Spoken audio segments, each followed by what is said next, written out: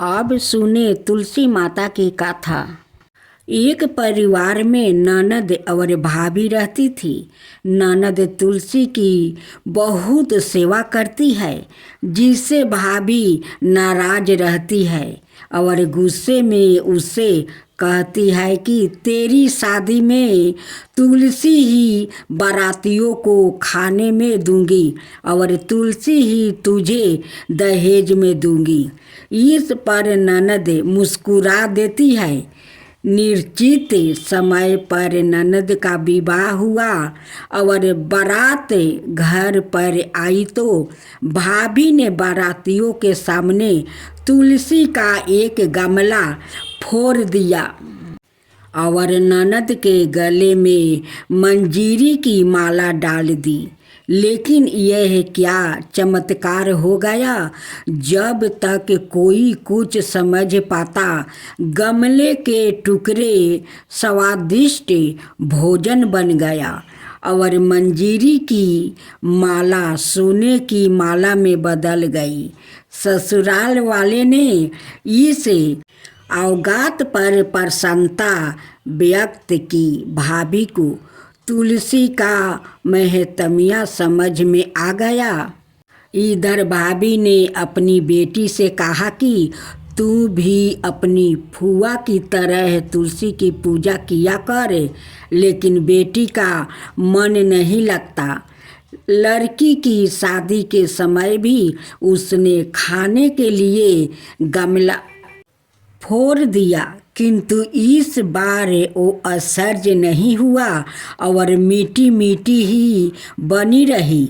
बाराती भूखे पेट ही उनकी आलोचना करते हुए लौट गया।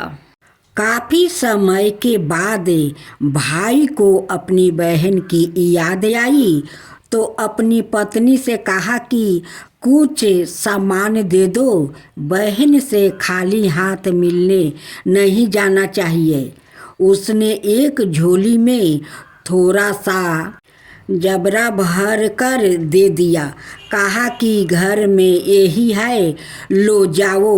बहन के घर पहुंचने के पहले उसे एक गौशाला देखी तो गौ के सामने उसने जुआर का झोला उलीट दिया, जिस पर गौशालक ने कहा कि गाय सोना मोती नहीं खाती है, इसे क्यों डाल रहे हो।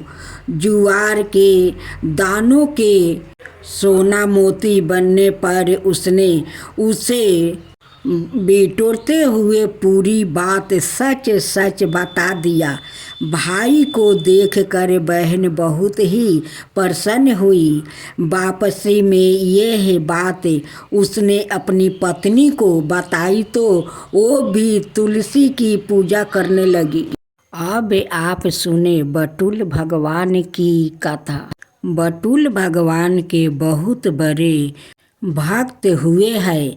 उनका ध्यान सदा बटुल भगवान के दर्शन, भजन और कीर्तन में ही लगा रहता था। सांसारिक कार्यों में उनका जरा भी मन नहीं लगता था। वो एकादशी व्रत के प्रति पूर्ण निष्ठावान थे। वो उस दिन जल भी नहीं पीते थे। एकादशी की संपूर्ण रात्रि को हरि नाम में कीर्तन करते थे।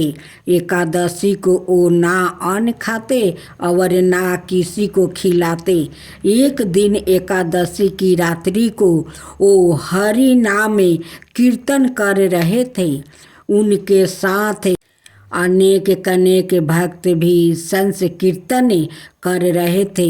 अचानक एक क्षीणकाय हड्डियों का ढांचा मात्रा एक वृद्ध ब्राह्मण उनके द्वार पर आया और बोला, मैं अत्यंत भूखा हूँ, मुझे भोजन कराओ, अनाथ मैं भूख के मारे मर जाऊँगा। श्री नामदेव जी बोले, मैं एकादशी को ना अन्न खाता हूँ और ना अन्न किसी और को खिलाता हूँ। अत ब्राह्मण देवता प्रातः काल सूर्योदय का इंतजार करो। व्रत का पारण करे, आपको भर पेट भोजन कराऊंगा। ब्राह्मण बोला, मुझे तो अभी ही भोजन चाहिए। मैं 120 बरस का बूढ़ा हूँ। एकादशी व्रत 8 बरस से लेकर 80 बरस तक के लोगों के लिए है। मैं भूख से मर जाऊंगा और तुमको ब्रह्म हत्या का पाप लगेगा। श्री नामदेव जी ने कहा, ब्राह्मण देवता, चाहे कुछ भी हो जाए, मैं आपको भोजन नहीं करा सकता। कृपया आप सुबह तक प्रतीक्षा करें। श्री नामदेव जी के ऐसे व्यवहार के प्रति अनाए ग्रामवासियों ने नामदेव जी को निष्ठुर कहा और ब्राह्मण को भोजन देना चाहा, परंतु ब्राह्मण ने भोजन लेने से इनकार कर दिया और कहा, यदि मैं भोजन ग्रहण करूँगा तो सिर्फ और सिर्फ नामदेव से ही करूँगा। श्री नामदेव जी ने जब ब्राह्मण को भोजन ना दिया तो कुछ ही समय में उसके प्राण निकल जाएगा। वहाँ उपस्थित सभी लोग श्री नामदेव जी के प्रति अपशप कहने लगे और उन्हें हत्यारा कह कर संबोधित करने लगा। श्री नामदेव जी कुछ न बोले, पूर्वत बटुल भगवान के भजन और कीर्तन में ही लगे रहे और एक पल के लिए उठे और मृतक शरीर को ढक कर रख दिया। वो मृत्यु देह के समक्ष नाम कीर्तन करते रहे। प्रातःकाल श्री नामदेव जी ने व्रत पारण किया और एक चीता बनाई। सवाए उस ब्राह्मण के पाथरी शरीर को अपनी गोद में लेकर चीता पर बैठ गया। चीता को प्रज्वलित किया गया।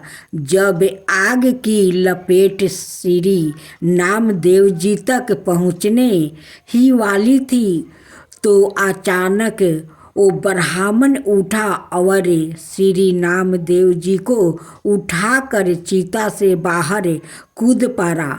जब तक नामदेव जी कुछ समझ पाते वो बूढ़ा अंतर्ध्यान हो गया। सवाए बटुल भगवान ही उनकी परीक्षा लेने आए थे। इस घटना को देखकर सब आश्चर्यचकित हो गया और श्री नामदेव जी की जयकारा करने लगा। धन्य है श्री नामदेव जी। चीता में प्रयाग का प्रकाश ज्ञान का दीपक जले तभी ठाकुर जी का निराकरण स्वरूप दिखाई देता है। भगवत श्रवण से चित्त रूपी दीपक जलाने का प्रयास मानव को करना चाहिए। मानव को अज्ञानता से लड़ना चाहिए, मगर आलोचन और अज्ञानता पर चर्चा करके अपना समय बर्बाद नहीं करना चाहिए।